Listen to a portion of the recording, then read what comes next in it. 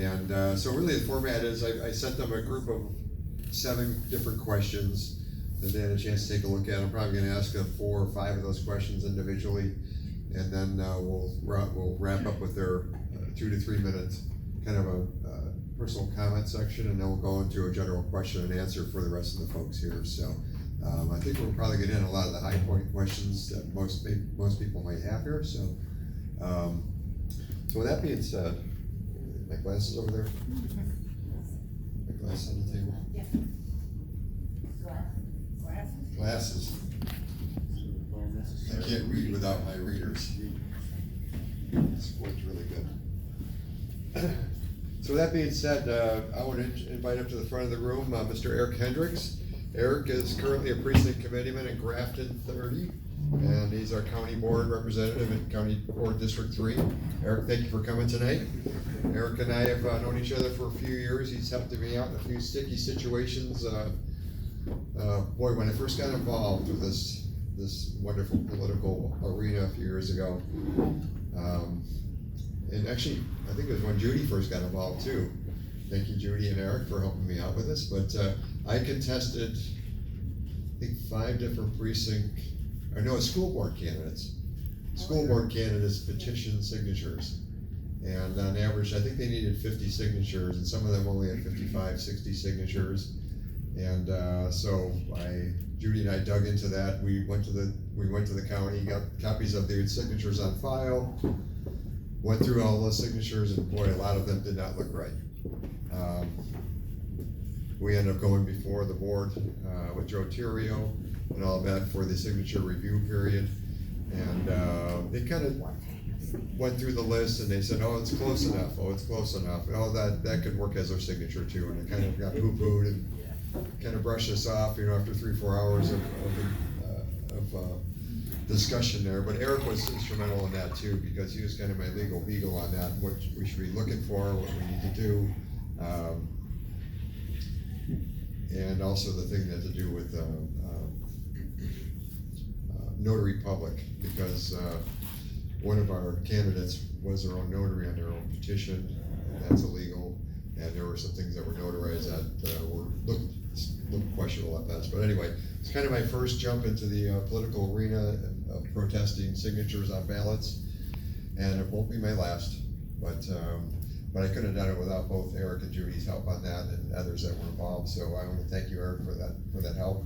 And Eric is an attorney by trade and profession, and also a family man. And how many children do you have? Just one right now. Just one. How many more are you planning on? Oh, as many as possible. Many as At least one more. Okay, all right.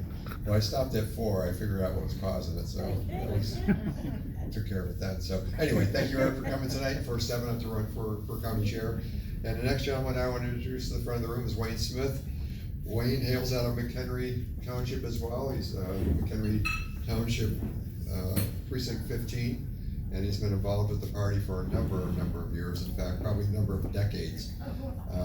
Got to know Wayne over the last little while, especially during the parades. Wayne and Kirk were always the ones that were going to be pulling the elephant. They were diehard nonstop. I've been involved with them at the county fair. When we do that in August every year with the Republican booth. These guys are workhorses, and I appreciate your commitment to the party and to our county here. So thank you, gentlemen, for being here.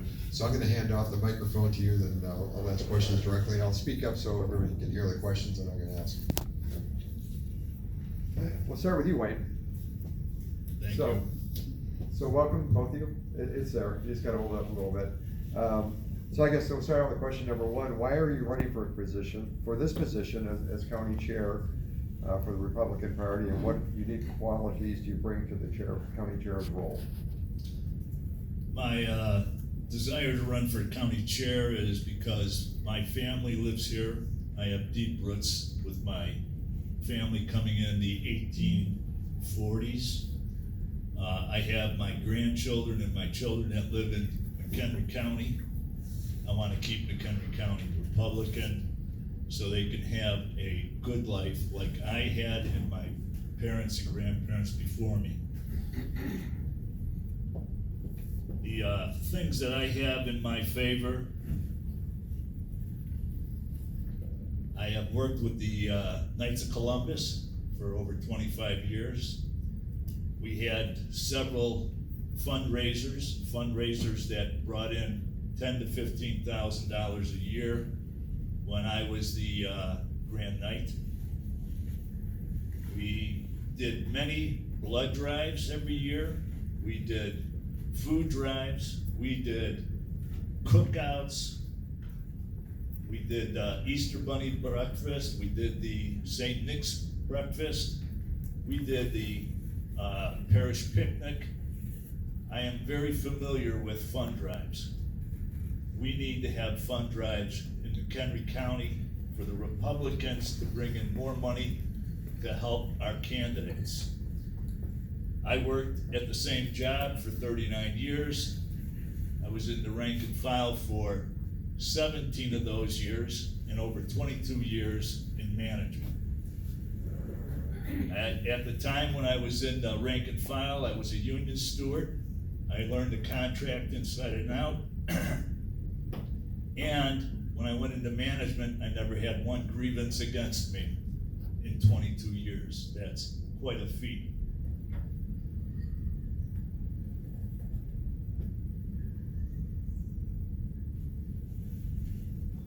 I have been in the McHenry County precincts for over 6 years. I have been a volunteer. I have been able to go to the parades. I was the chairman of the parades this year. I was co-chair of the county fair. I have helped candidates put up 4x4 signs all over the county. I've done fundraising for us in the township. And I've stuffed envelopes, made numerous phone calls to different people to get out to vote. So I've been very active. When I first started in politics, it was 1981. I worked for Harold Gangler and Tony Canizero in the 34th Ward in Chicago. We at that time worked for Pate Phillips, who was the state chairman. And we went from district to district, and we brought in state senators and state representatives.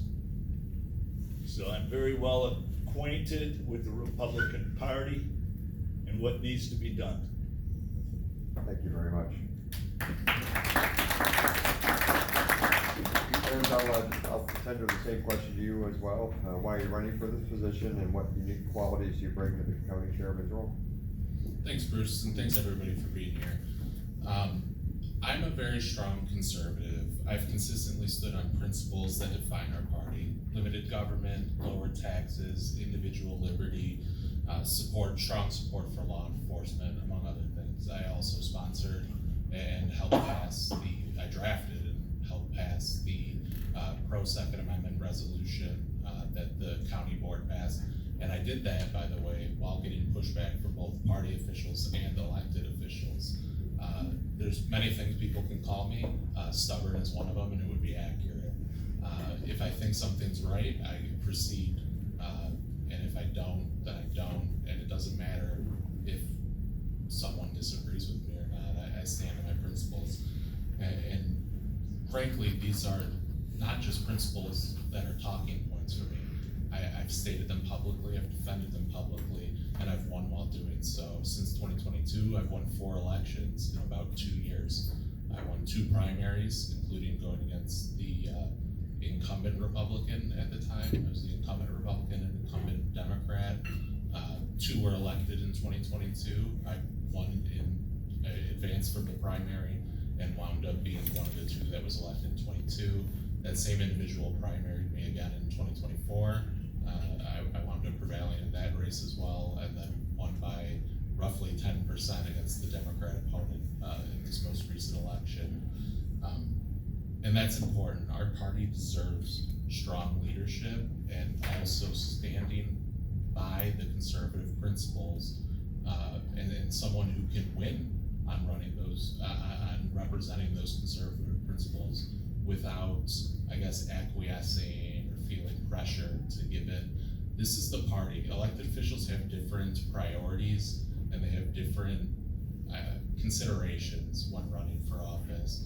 The Republican Party should always be strongly conservative and be proud of the platform it runs on. To do so is just essentially, I've called them, it's called being squishy, but that's what I've deemed it. We don't want squishy leadership in the party, in the McHenry County Republican Party or any Republican Party for that matter. Now, sometimes there are, strategic considerations, right? You might not be able to run me for governor. I might be a little too conservative for a statewide race, right? And so that's a strategic consideration that political campaigns need to make. But as far as I'm concerned, I don't believe the party should be acquiescing or moving over to the middle. It should be about winning elections and advancing what I believe is a wonderful platform. I guess other things that make me unique, I have firsthand experience dealing with elected officials since I am on the McHenry County Board currently. I know how things work, I know how the sausage gets made.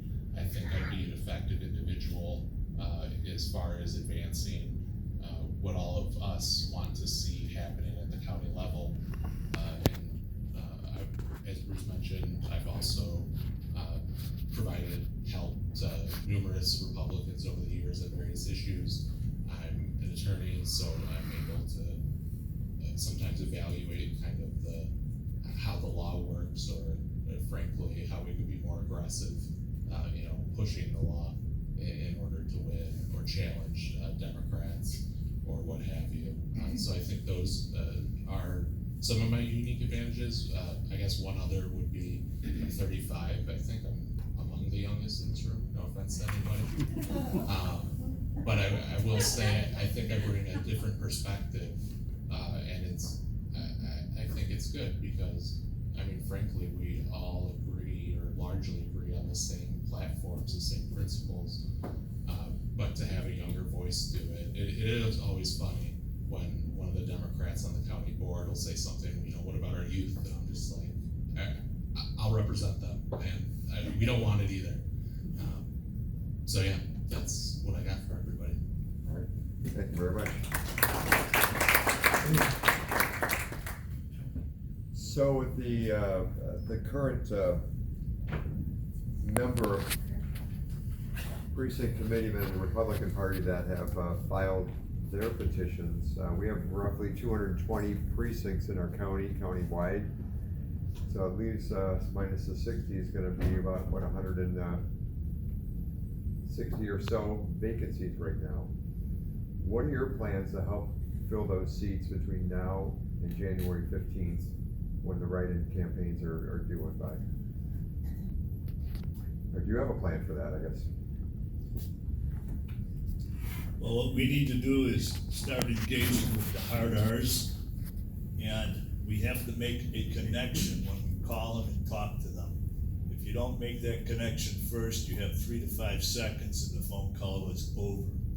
My plan is to invite them to the township meetings so we can sit there and have common ideas, because we will be talking to people that are like us, have the same ideas, and if you don't make that connection, they're not gonna come out.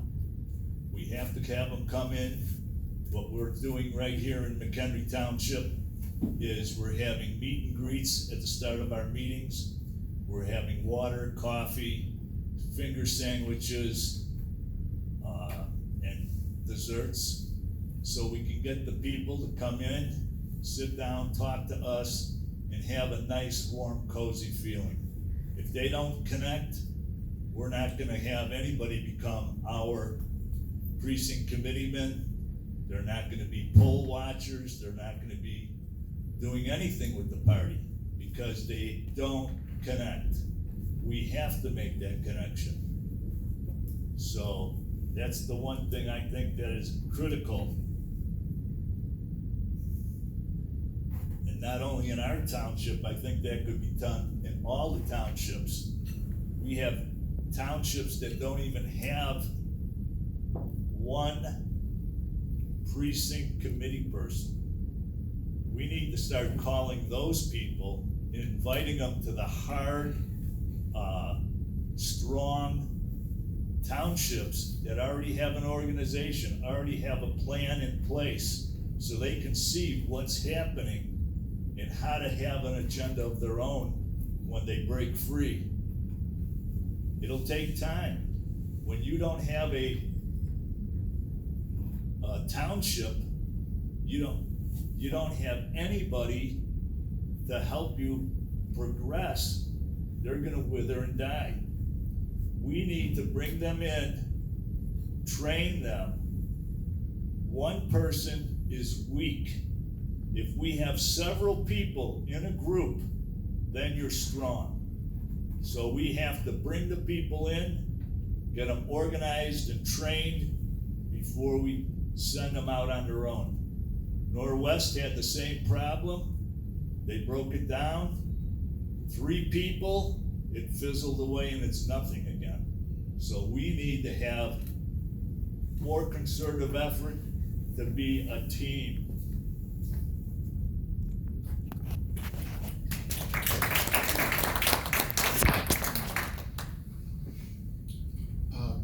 Because of the recent proposed look back, it's called, which is that single year record tax hike, property tax hike that McHenry County the McHenry County Board's considering, which I'm opposed to, just to be clear. But anyway, I've had a little over 2,100 people reach out to me, and I plan on engaging every single one of them that's not already. I mean, obviously some of them, right? Some of them are you guys here today that have reached out, but I plan on reaching out to all of them.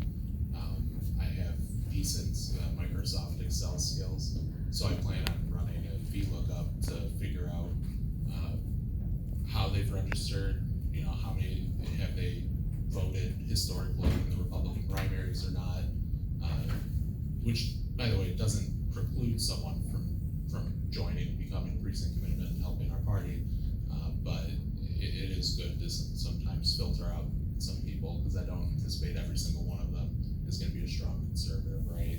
Just the basic breakdown of the county, maybe a third of them will be independents or swing voters, a third of them will be Democrats, and a third of them will be conservatives or Republicans. But anyway, I have their address, I have their name, I have their phone number, and occasionally I have their email. And to be able to, for one, update our voter list, our walk list with that information will be useful, because we know if there's at least one issue that they care about, which is their most tax hikes. And 2,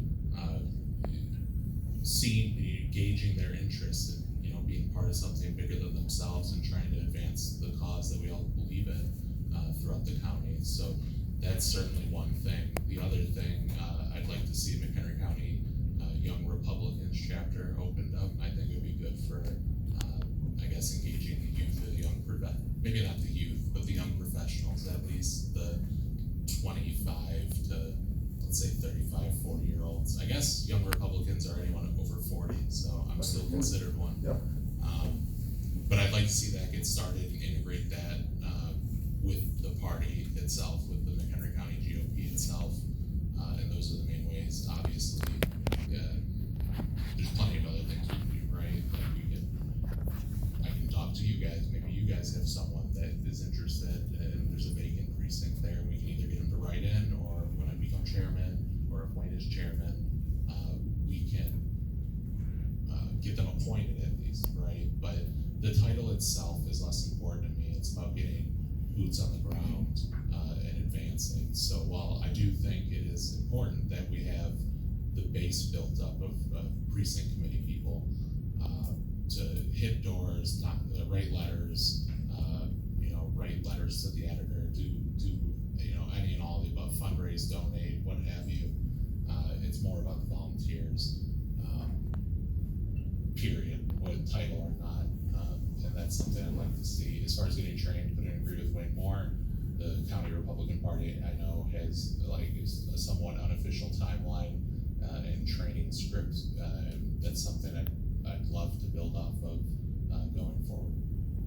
Thank you. So my next question has to do with engaging our Republican voters. So Wayne, what is your plan to engage our constituents in party affairs and to increase voter registration and turnout among Republicans in our county?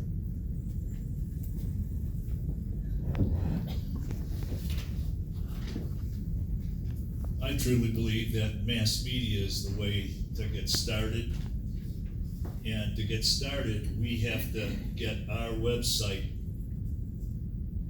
updated so we can be at least as good as the Democratic site is. If anybody's been on the computer and looked at the Democratic site, our website is sadly lacking. We need to get it updated so not only can we work as the hub in the county, we can then start sending off emails and other things to the county board, to the county elected officials, to the townships, to the PCs. Without communications, we're like a ship in the ocean without a rudder. Nobody knows what's going on. So if you don't know what's going on, you can't even go to a meeting.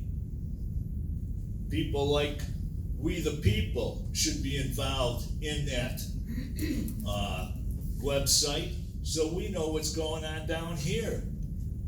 We have to get all the Republicans, all the fractured parts of the Republican Party that have their own little organizations together, working together. If we don't work together, we don't stand a chance. Communications is the key.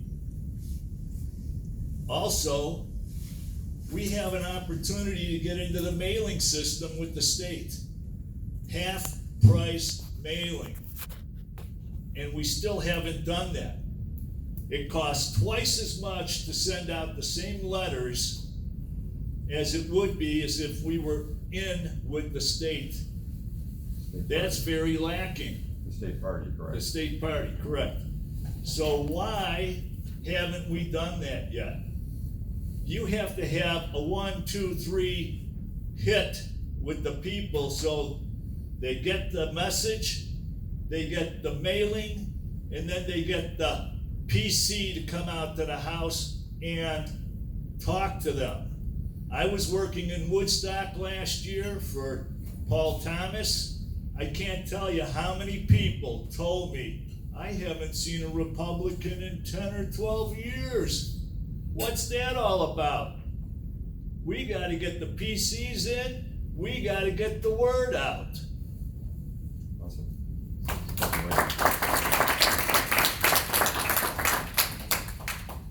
I agree with Wayne. I mean, communication is key. One of the things I do is set up at least a monthly, if not bi-monthly or even weekly. We'll see. I'm going to set the bar low so I can exceed it. But chairman's email. Part of it is going to be going to the emails that we already have on file from people we know are interested. Registered Republicans who included their email with in their the county's voting records, as well as, for example, I'm going to update that list that we have with the 2,100 plus people that have reached out to me recently over this look back. Get that going. Have events included, both events to come knock on doors, or maybe if you can't, let's get some donations in, right? I want to set up an online. I want the small dollar donors to be able to.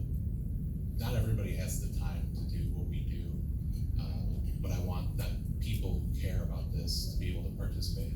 And some people do that via volunteering, and others donate. And it doesn't have to be a large amount, but I'm going to set up a WinRed or some other online donation platform, get the Republican Party registered on it, so small dollar monthly recurring donors can come out and help support the stance they believe in.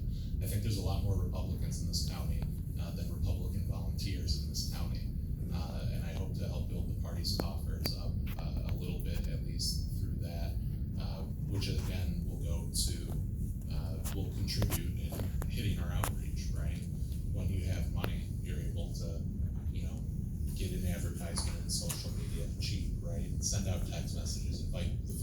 out to the barbecue we'll have, or what have you. So all of the above, I guess I agree with Wayne and everything I've said. Communication's key. You need to have an increased presence on social media. It's free. There's no reason we shouldn't do it. We also need to send out newsletters. That newsletter should be both why Republicans are good, what Democrats are doing that is bad, and here are the various ways that you can help, our candidates and our party advance, both county, and obviously state elections and federal elections, right? Like congressional races, but also the nonpartisan races. We need to get involved in the nonpartisan races, whether it's your local city council or mayor or the school boards. We've taken I guess recently at least, the party has taken a step back from that. I think under the idea that it's not partisan, so they're technically not Republican or Democrat running. But I'll tell you what, Democrats didn't do that in the last municipal race, school board race. The Democrat Party was endorsing, the teachers unions were endorsing, and Republican voters who might not be as in tune with politics as all of us here are, they went to the ballot and all they saw was an independent. They didn't know who to vote for. That was a critical mistake. We can help not only by reaching out to these people and letting them know who our candidates are, who we support as a party, that espouse our platform, but we can also, frankly, assist those candidates. A lot of people run for office, they don't know how to run an effective campaign. That's something the party should take ownership of, and I kind of compare it to being the battlefield general. I think the county party, they should be the battlefield general, assisting the candidates, and implementing a winning strategy. Same thing with the townships as well, and the county party, the county GOP should be there to assist the township GOP with their ideas, their goals, their plans. I'm very open to anything, but the whole reason I'm running is because I think I can bring a winning approach to the county GOP, and I hope to do that. And as far as that's concerned, I don't have an ego. I'm not doing this necessarily because I'm excited about all the work I'm gonna do for free. I'm not excited about the time commitment. I mean, I have a job. I'm on the county board, so I have a second job. I have a wife. She is time consuming. And I have a 2-year-old. So I'm running. I'm doing this not to make it sound more than it is, but I'm doing this as a sacrifice because I want to see Republicans prevail in this county. I think it's important, and why else would anyone want this job? I don't want there to be a Democrat elected in McHenry County. I would love to see the McHenry County board go 18-0, all the county elected officials be Republican, and us be kind of the diamond in the rough in this coal mine of a state that known as Illinois.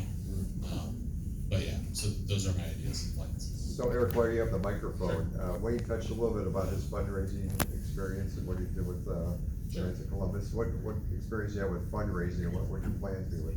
It's interesting. I have very limited experience with fundraising because I've self-funded all my races so far. So I've never actually taken a donation for my own campaigns. I've made phone calls to other people. I've donated obviously to the party or to candidates, and I've recently, I guess my most direct experience was I've made phone calls to people who, quote unquote, felt they owed me one, asking that they consider to donate on behalf of other candidates that are running this cycle, and have raised, maybe four or 5,000 for 2 separate candidates so far this cycle outside of my own donations to them. And then other than that, I guess my only experience fundraising would be I've assisted with the planning of the Grafton Township Republicans golf outing, which typically raises us $8 to $10 grand at Grafton Township Republicans. So that's my experience. It's certainly something I wouldn't consider it a strength of mine, but I don't think it's a weakness. It's a great opportunity opportunity for me to grow, because it is something that needs to happen. The county coffers are pathetic, frankly. But the good news is I ran 2 primaries, 2 general elections in a 2-year period, won all of them, combined for all 4, spent less than $5,000, and won by 10% in my district, which is one of the more purple/swing districts in the county for the county board. You can run a campaign cheap if you have, first off, volunteers, right, to knock on doors. It's the most effective method. But also, I mean, we talk about mailers, and I agree with you, mailers are nice, and we should do it, and there's certainly opportunity to save money. Why would we not? So I agree with you completely, Wayne. But there's also just so much cheaper, in my opinion, more effective ways of advertising. You can go on social media now, it costs pennies on the dollar. You can actually set what your limit is. You can limit the geographical scope or the scope of the individual that you're trying to reach out to. You can shoot text messages. I think you can send like 10,000 text messages for $500. That's what I did in my last campaign. I spent $500, and I hit 10,000 people, and it's limited to 150 characters. And I said, my name's Eric Hendricks, I hate taxes, and if you want to learn more, I'm running to be your McHenry County board member. If you want to learn more, here's my website. And it's just so cheap to hit 10,000 people via text message on the phone that nobody can live without nowadays. It's just a very good ROI, I think, so. Very good. So I'm gonna continue down that path a bit here, so Wayne, what priority should be placed on publishing a monthly or quarterly newsletter, whether it's printed and mailed and or emailed out to our constituents? I believe our calendar should go out a year. We have events that happen every single year, so we ought to have a calendar that is already set up for a whole year. That way, when we have every annual event, we have a date to start our committees, to start planning to do stuff. So, like the committee that is working on the Lincoln Day dinner, which should be in February, it's gonna be pushed out to April. That is not an effective way to have a communication, a way to plan. It's just 2 months late. You go to call the restaurant and, oh, I'm sorry, we're all booked up. You call another restaurant, we're all booked up. That's why we're out until April to have a Lincoln Day dinner. That's ridiculous. On that, you can start with a 6-month date for each event. Now you are flagged, this is when to start. This is when to put your committee together. And on some of these annual events, we should be booking the venue the night that we're having the event in the first place. Now we know we got the place. Now we know how much it's gonna cost us. Now we know what we have to do to get that place and to have the people we want. Otherwise, we're kind of in the dark.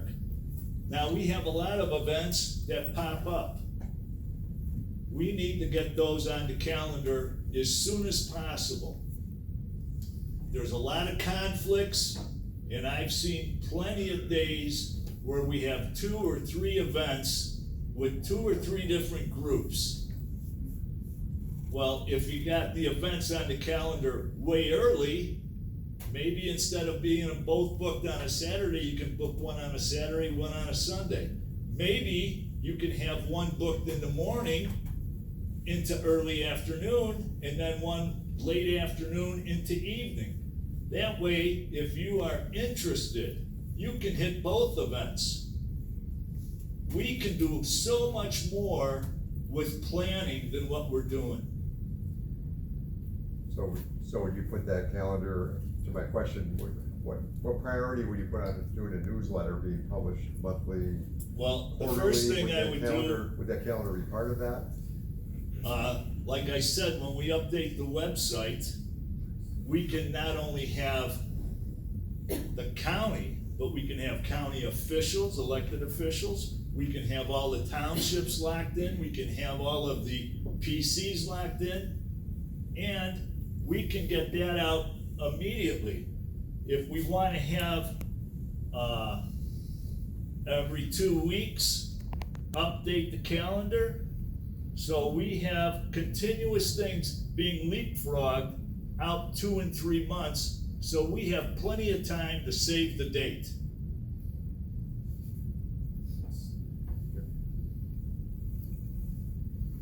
Eric, same question to you. What priority would you have put on doing a monthly or a quarterly newsletter, whether it's sent out printed or electronically? It would be a high priority. It's free, cheap, easy, and especially an email, right? Or, you know, posting on social media. It's something that you could do in literally one day. It would be, I wouldn't say the highest or necessarily the most important, but it's something that is easy, it's beneficial, there's no downside to it. Why wouldn't you do it right away? So it would be a high priority, even if I do think we have bigger issues, it'd be a very high priority. Would you set up a committee to do that, so you're not the one responsible for doing it? I type the chairman's letter. You type the chairman's letter? I would send out the chairman's letter. As far as emails are concerned, we already have a list, it's not difficult, we should build on it, and I would have a committee, or at least I seek the services of others, right, in order to help me build that list, but there's nothing stopping us from doing it day one. Okay. All right. How many people are into writing newsletters? Do we have any good authors in here? 1, 2, 3, okay. So just take some pictures of people here that might be interested in on that committee, right? It's been discussed for a number of years. We talked about doing it with We the People in some form or another, but certainly the party could use a dedicated committee to be able to captain that up, and the chairman's newsletter or chairman's updates could be part of that, and the calendar part of that, I think, is my vision for that. I'm not here politicking, I'm just trying to pull together ideas, right? And the committee perhaps, so we got 1, 2, 3 on the committee so far. All right, do you have any millennials here that would be interested? One? All right, do we have one? All right. Okay. Identify as a Gen X. You identify as? All right, okay, cool. All right, so I am, we talked about social media, so on and so forth. Fundraising. So I guess my final question to both of you, and Wayne, I'll start with you. How should the county GOP support the township GOP organizations? And what about the townships that have no formal organization? I think that the county chair should be going to almost all the township meetings, finding out what is working for them, what is not working for them, how to modify the plan to make the township stronger. The